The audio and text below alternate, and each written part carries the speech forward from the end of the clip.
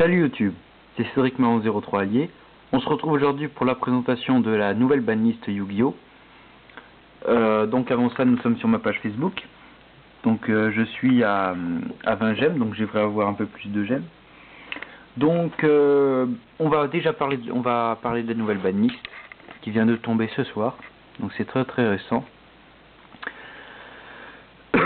Pardon. Alors,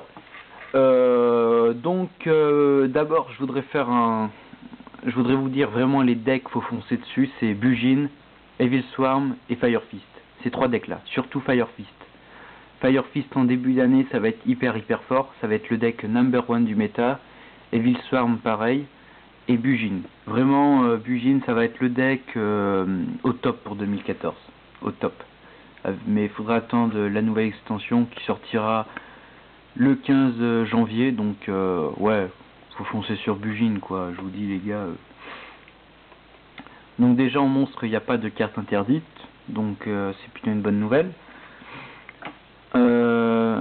Alors première carte interdite c'est Dragon des Ravins.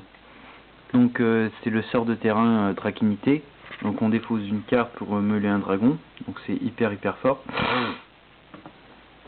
Donc on va attendre que ça cherche. Voilà, donc on a l'image, donc Dragon Ravin, je vois pas trop l'intérêt de la bannir, vraiment. Première carte piège, donc là c'est retour de la dimension différente, donc tout le monde connaît, donc son effet c'est réinvoquer tous les monstres tirés du jeu avec les places. Deuxième carte interdite, c'est Self-Destruct Bottom, donc c'est bouton d'autodestruction. C'est une carte extrêmement puissante, parce que si son effet c'est que si j'ai l'adversaire à 7000 points de vie de plus que moi, les deux joueurs tombent à 0. Donc on la voit ici, c'est vraiment une super bonne carte. Donc pas étonnant qu'elle est interdite. Et la dernière carte c'est Sixième Sens. Donc je pensais pas qu'ils allaient la bannir, vu qu'elle a été sortie assez récemment. Je pensais que ça allait un peu durer pour qu'ils la commercialisent un peu plus, mais déjà interdite. Cela dit c'est pas plus mal, c'est craqué, tu meules, c'est tout bénef quoi, même si tu perds. Première carte limitée, donc on passe aux cartes limitées, donc c'est Blaster. Donc voilà, Blaster. Deuxième carte limitée c'est Débris Dragon, qui passe à 1. Je vois pas trop l'intérêt vu que les dragons rouleurs sont limités maintenant. Un retour maintenant, donc c'est Magician of Fate, donc je sais plus son nom en français, donc vous allez la reconnaître. C'est une carte monstre qui a été interdite depuis très longtemps et qui permet de récupérer des magies depuis le cimetière en flip. Donc voilà, c'est une très bonne carte. Ce sera très joué en side. Et les trois monstres limités, ça va être Redox, Tempest et Tidal. Donc voilà, Dragon Ruler c'est mort, et c'est tant mieux, on commence à en avoir vraiment marre de ce deck. On passe maintenant aux magies limitées, donc là on a Divine Wind of Mist Valley. Donc ça c'est une carte, je pense que c'était pour la loupe FTK DRP, qu'ils l'ont limitée. Donc on va la voir.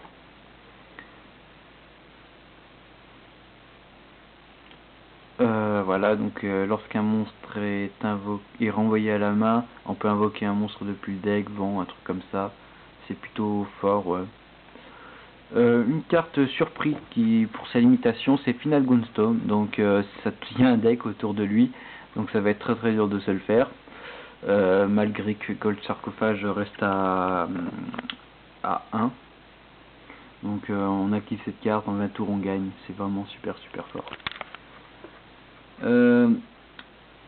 Deux cartes, on continue avec les cartes magie limitée, donc là c'est épée sacrée des 7 étoiles, donc je vois pas encore trop l'intérêt de la bannir avec Dragon Ruler. Et dernière carte limitée en magie, c'est Spellbook of Fate, donc ça c'est pour les spellbooks, pour qu'ils se protègent des effets de destruction, c'est laquelle que je pense. Alors on va la voir. Voilà, c'est... Non, c'est pas celle-là. Celle-là, je crois... Je sais plus du tout son effet à elle. Ah oui, c'est elle qui copie... les spellbooks en les bannissant, un truc comme ça. Ouais, c'est pas terrible, je crois. D'ailleurs, spellbook, c'est pas un deck que j'aime bien, donc... mais il sera toujours, je pense, dans le metagame. Maintenant, nous allons passer aux cartes semi-limitées. Donc, sorcier du chaos. Donc ça, c'est une carte, les chaos. Enfin, c'est tellement spécial. Sorcier du chaos, elle est bannie, elle est passée à 3, limitée, semi-limitée. On s'y perd un peu avec lui. Mais bon, là, s'il passe à 2, ouais quoi. Ensuite, c'est pas une surprise, je l'avais prédit, c'est l'Onisphere Boost Plume. Donc c'est un plante, on peut la sacrifier pour invoquer un monstre plante depuis le deck. Donc c'est hyper fort. Donc tout simplement qu'elle est limitée parce qu'il va y avoir le deck Shinra qui va arriver dans le metagame. Je pense même qu'elle va être éditée, ça. Et Shinra, ça va être un des decks, je pense, de l'année. Avec Bujin, voilà. Donc voilà pour les cartes limitées. Maintenant, nous allons passer aux délimités, donc les cartes qui passent à 3. Donc on a Arklord Christia. Donc la carte Elf, donc Agent va revenir à fond là. Donc voilà, donc elle passe à 3, donc ça c'est un anti-méta pour les agents. Mezuki et Zombie et Épidémique passe à 3, donc pour les zombies ça va y aller à fond. TG Striker passe à 3, donc ça c'est très bien pour les TG, pour le deck TG agent aussi. Et, et pour les monstres, une grosse surprise, c'est Guide des Enfers qui revient à 3. Donc à 3 on pourra en mettre un quatrième avec comme Sagan est toujours interdit, on pourra mettre l'Assaillant des Ténèbres par exemple, enfin un Night Assaillant. Et en Xyz on a Constellé Optélémie, donc lui il est hyper fort parce que voilà quoi, on détache un monstre qui lui est attaché pour envoyer une carte du cimetière ou du terrain à la main de son propriétaire, donc ça permet de récupérer, c'est hyper fort, donc c'est un peu dommage qu'elle repasse à 3. Dernière carte semi-limitée, délimitée, c'est formation Feu Tenki. Je pensais qu'elle allait passer à 1 avec Bujin, mais elle revient à 3. De plus que, comment il s'appelle déjà, que Fire Fist est toujours très fort dans le méta. C'est le deck le plus fort dans le méta en janvier, et il va passer le relais à Bujin. Et de toute manière, dans ces deux decks là, ils ont vraiment besoin de Tenki, quoi. C'est le support parfait. Donc voilà, je pense avoir tout dit sur la banlist. À mon goût, je la trouve très attaquée sur Dragon Ruler. Il n'y avait pas de surprise. Le deck, quoi, on a trop entendu parler. Voilà quoi.